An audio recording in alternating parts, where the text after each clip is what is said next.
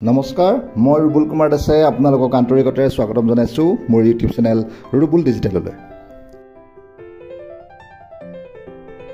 শ্ৰদ্ধেয় শিক্ষাগুৰুসকল, 2023 বৰ্ষত অসম চৰকাৰৰ দ্বাৰা এক অভিনৱ পদক্ষেপ গ্ৰহণ কৰা হৈছিল অমৃত বৃক্ষ আন্দোলন বুলি। আৰু এই অমৃত বৃক্ষ আন্দোলনত আমাৰ প্ৰত্যেকখন বিদ্যালয়ে ৰেজিষ্ট্ৰেশ্যন কৰিবলগীয়া হৈছিল আৰু নিৰ্দিষ্ট নীতি নিয়মৰ মাজেৰে বৃক্ষৰোপণ কৰা হৈছিল। আৰু এই কাৰ্যসূচীটো পুনৰবাৰ 2024 বৰ্ষৰ বাবে পুনৰবাৰ চৰকাৰে আয়োজন কৰিছে আৰু তাৰ কাৰণে আমালৈ ইতিমধ্যে নিৰ্দেশনা আহিছে যে বিদ্যালয়সমূহে যি পঞ্জীয়ন কৰা হৈছিল সেই পঞ্জীয়নটো পুনৰ নৱীকৰণ কৰিব লাগিব আৰু যিসমূহ বিদ্যালয়ে যদি কিবা কাৰণত পঞ্জীয়ন কৰিব পৰা নাছিলে তেখেতলোকে নতুনকৈ পঞ্জীয়ন কৰিব লাগিব। তো আজিৰ এই ভিডিঅ'টোত মই আপোনালোকক কিদৰে পুৰণা ৰেজিষ্ট্ৰেশ্যন ৰিনিউ কৰিব বা নতুনকৈ ৰেজিষ্ট্ৰেশ্যন কৰিব পাৰিব তাৰ বিষয়ে আপোনালোকক জনাব বিচাৰিছোঁ। গতিকে ভিডিঅ'টো স্কিপ নকৰাকৈ শেষলৈকে চাব। তেনেহ'লে আহক আমি চাই লওঁ কিদৰে আমি ৰেজিষ্ট্ৰেশ্যন ৰিনিউ বা নিউ ৰেজিষ্ট্ৰেশ্যন কৰিব পাৰিম। তো ইয়াৰ বাবে পোনপ্ৰথমে আপোনালোকে গুগল চাৰ্চ বাৰত অমৃত বৃক্ষ আন্দোলনৰ যিটো পৰ্টেল আছে aba.assam.gov.in সেইটো চাৰ্চ কৰি পেলাই এণ্টাৰ কৰিব পাৰে।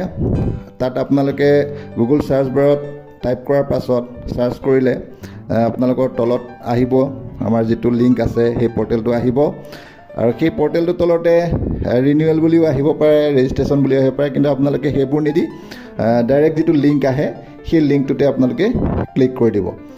ক্লিক কৰি দিয়াৰ লগে লগে আমাৰ যিটো ফাৰ্ষ্ট পেজটো অপেন হ'ব। ইয়াতে দেখা পাব আপোনালোকে আমাৰ সন্মানীয় মুখ্যমন্ত্ৰী ডাঙৰীয়াৰ এখন প্ৰতিচ্ছবি আছে, বৃক্ষৰোপণ কৰি থকা এক প্ৰতিচ্ছবি আছে আৰু তাৰ বাওঁফালে যিকেইডাল আঁচ আছে সেই আঁচকেইডালত আমি চুই দিয়াৰ লগে লগে তাতে আপোনালোকে দেখা পাব ৰিনিউ ৰেজিষ্ট্ৰেশ্যন আৰু নিউ ৰেজিষ্ট্ৰেশ্যন দুটা অপশ্যন আছে। তো আমি যিহেতুকে ৰিনিউ ৰেজিষ্ট্ৰেশ্যন কৰিবলৈ বিচাৰিছোঁ, অৰ্থাৎ যিবোৰ বিদ্যালয়ে যোৱা বছৰ ৰেজিষ্ট্ৰেশ্যন কৰি থৈছিলে এই বছৰতে এখেতলোকে ৰিনিউ কৰিব লাগিব। গতিকে আমি ৰিনিউ ৰেজিষ্ট্ৰেশ্যনটোত ক্লিক কৰিছোঁ আৰু তাত ক্লিক কৰাৰ লগে লগে এইটো ইণ্টাৰফেচ আহিব। ইয়াতে আপোনালোকক যোৱাবাৰ যিটো ফোন নম্বৰ দিছিলে আপোনালোকে ৰেজিষ্ট্ৰেশ্যন কৰোঁতে সেই ফোন নম্বৰটো দি আপোনালোকে OTP আহিবৰ কাৰণে তাতে ক্লিক কৰিব। তো OTPটো আপোনালোকৰ সেই ৰেজিষ্টাৰ মোবাইল নম্বৰটোত OTPটো আহিব।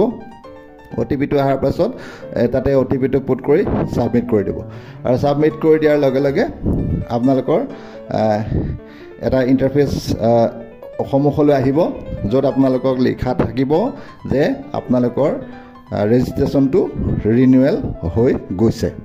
তো এইটো হৈছে ৰেজিষ্ট্ৰেশ্যন ৰিনিউ কৰাৰ এটা চমু প্ৰক্ৰিয়া। এই ধৰণে আপোনালোকে ৰিনিউ কৰিব পাৰিব। আৰু যিসকলে নতুনকৈ ৰেজিষ্ট্ৰেশ্যন কৰিব বিচাৰিছে তেখেতলোকে নিউ ৰেজিষ্ট্ৰেশ্যনটোত ক্লিক কৰি যিখিনি তথ্য পাতি বিচাৰে সেই তথ্য পাতিসমূহ দিব লাগিব আৰু ফোন নম্বৰটোত এটা OTP আহিব। সেই OTPটো ফিল আপ কৰাৰ পিছত ছাবমিট কৰি দিব, আপোনালোকৰ ৰেজিষ্ট্ৰেশ্যনটো সম্পূৰ্ণ হ'ব। আৰু ৰেজিষ্ট্ৰেশ্যনৰ এটা নম্বৰ থাকে, সেই নম্বৰটো আপোনালোকে লিপিবদ্ধ কৰি ৰাখিব, পৰৱৰ্তী সময়ত যিকোনো কাৰণত সেইটো প্ৰয়োজন হ'ব পাৰে।